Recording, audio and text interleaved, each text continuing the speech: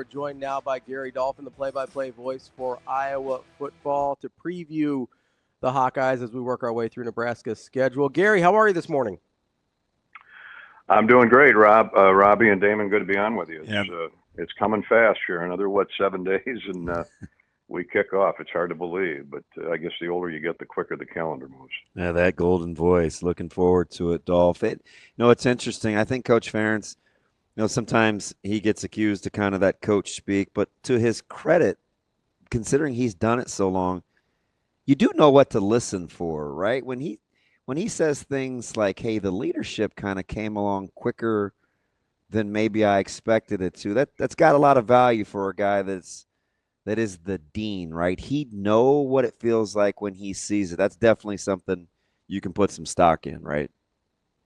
Yeah, great observation. I mean, Kirk is the master at throwing subtle little hints out there, Yeah. and I picked up on that when I just heard him say, typically you can re-rack Kirk's comments from every Big Ten media get-together annually and run the same thing.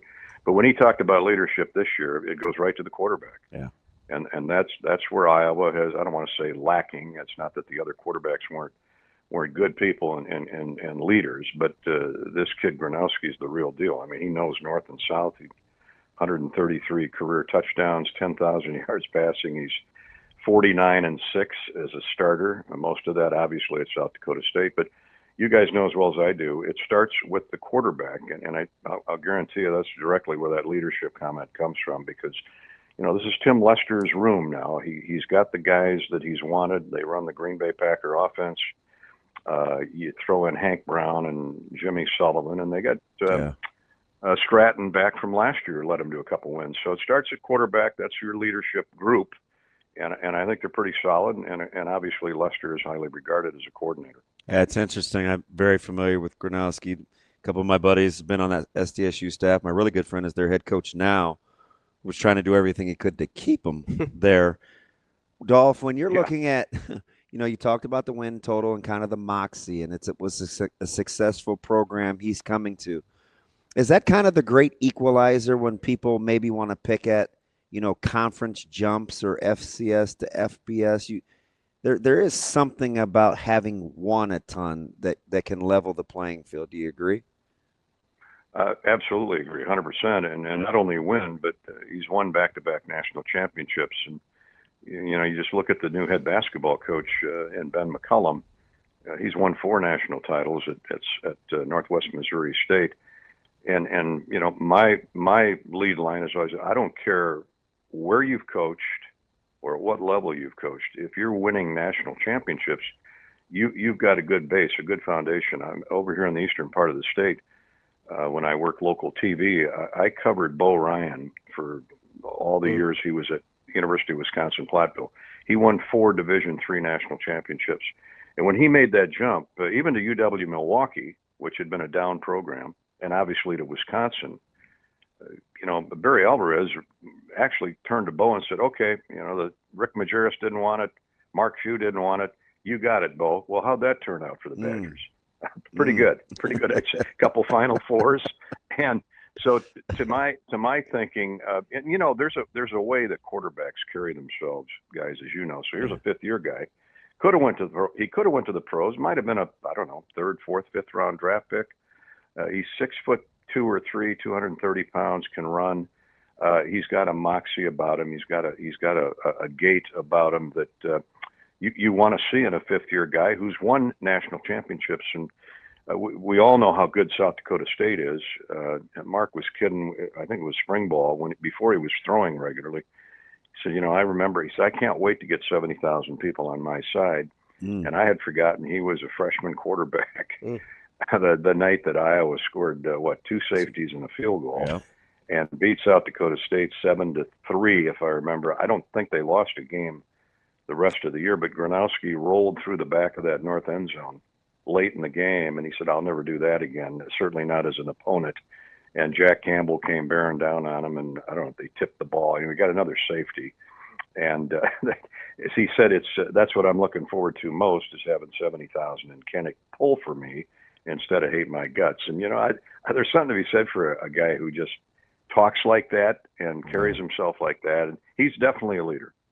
So you add some talent in the quarterback room with Gronowski. You lose a big talented piece with Kaleb Johnson in the running back room, but you do return Kamari Moulton, who had some pretty nice reps last year as well. What do you think the kind of balance is there between maybe improving the quarterback play and having somebody less proven in the backfield?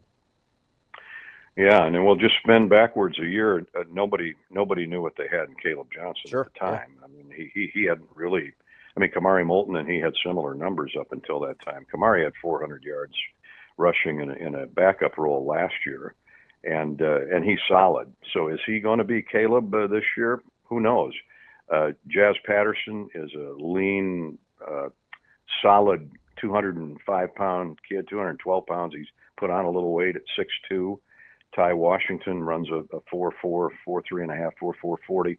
They moved him back to running back. He was a slot receiver a year ago, and they ran a lot of jet sweeps with him, and they will again this year. And then they got 3 freshmen. You know, at Iowa, guys, as you know, it doesn't matter what the name is. They're going to run the football. And in Lester's system, they throw to the backs a lot. You know, see Aaron Jones in Green Bay. That was Lester's design, and they threw the ball to Aaron Jones. And Lester will tell you, throwing to the running backs sets up the downhill pass or downfield passing game, and he's so right. And so I think they have a number of options.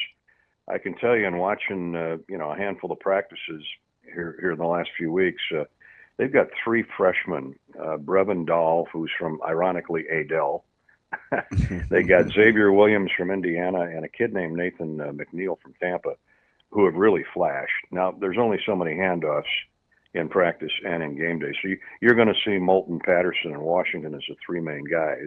But I'm not at all concerned about the running game, due in large part to the offensive line, which is one of the higher-rated lines coming back in college football, let alone the Big Ten. And that's where I was going next, because this is the easy one, and we talked about it almost all off season.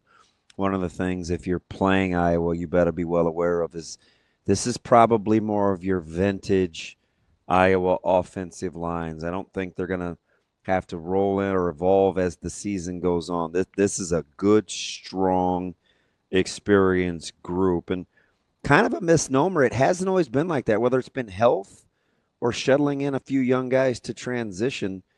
Last couple of years haven't quite been like it's going to be this year. Is that accurate? That is very accurate. And due in large part to injuries and position switches. Yeah.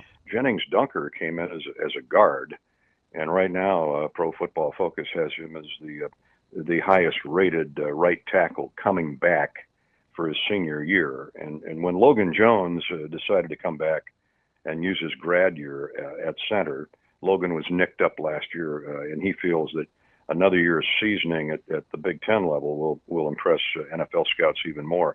So with those 2, Jones and Jennings as a base, they've added in some real maulers. I mean, Bo Stevens started most of last year. He'd been hurt for 2 years, and he's at 1 guard. And then I'll give you a name. Cade Pieper is his name. He's out of Norfolk. Right down unfortunately, Dolph, down the street. Did a lot of his games in state championships. Good player, man. He is an assassin. Yep. I'm telling you. And, mean-spirited. They got another kid. Oh man, you love that nasty attitude if you're an offensive lineman. Yeah. And he's pushing, 290, 295 now. He came in here about 270. And that's so vintage Iowa. You use the word vintage. They spend a couple years building you up in that strength and conditioning room, and then they get 2.5, 3 years to go out and show their wear, and most of them end up in the NFL. And, left tackle has been the question mark.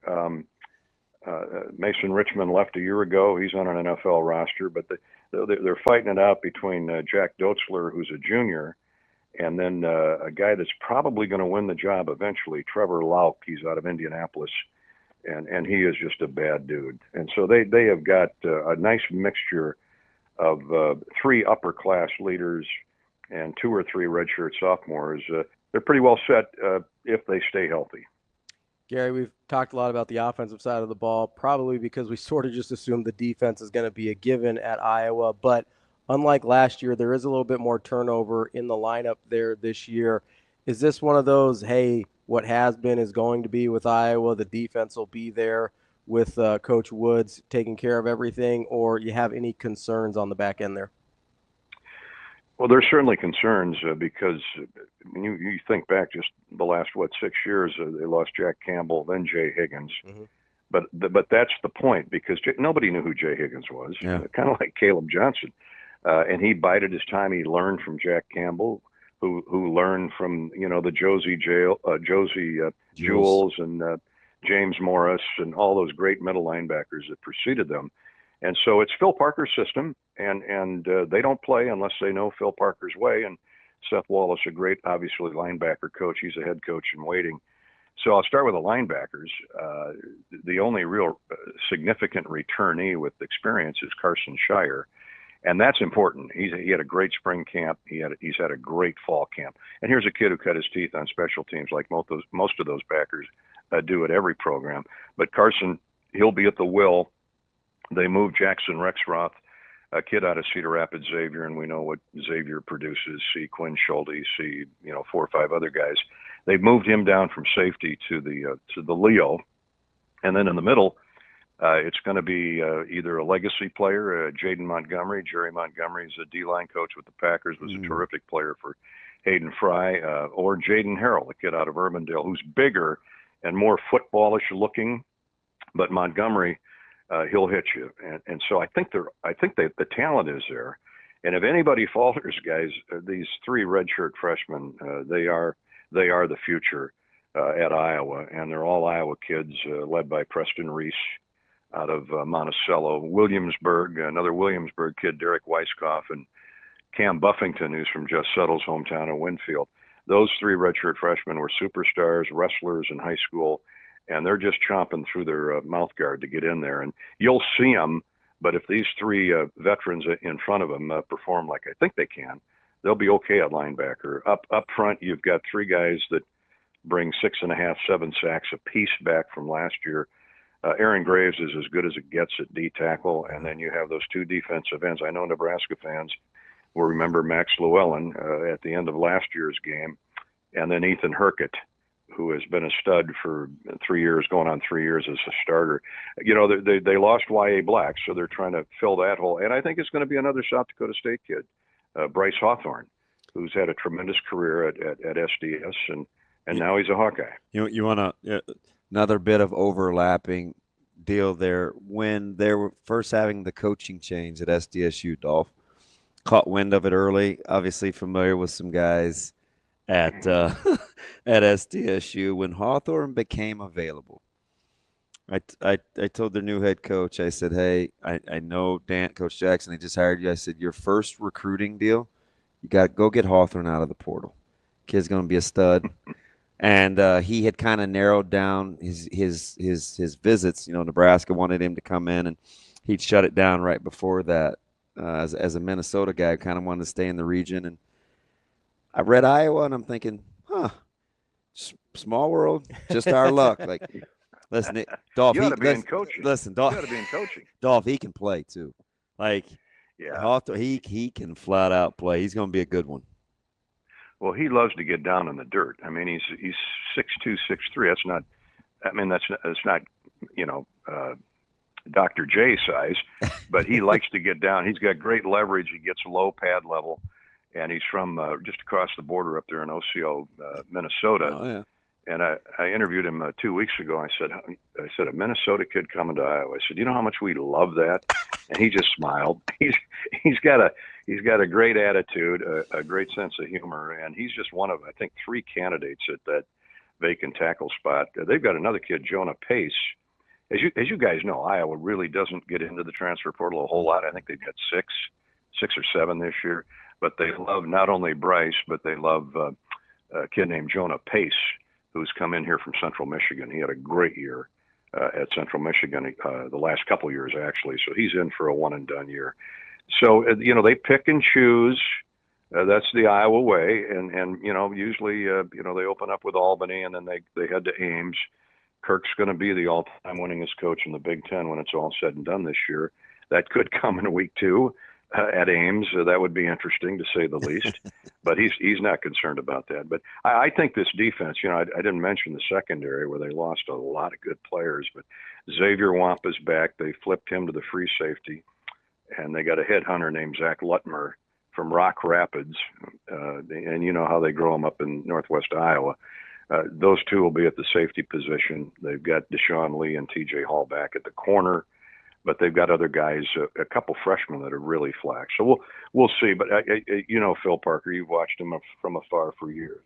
When it's all said and done, Parker just looks at you and yawns and walks away because he knows as long as that system is in place, Hawks are going to be pretty good on balance. Yeah. That is our guy, Gary Dolphin, the voice of the Iowa Hawkeyes. Gary, thank you so much for joining us. We'll talk to you soon. Yes, Paul. All right, thanks, Dolph. Appreciate it.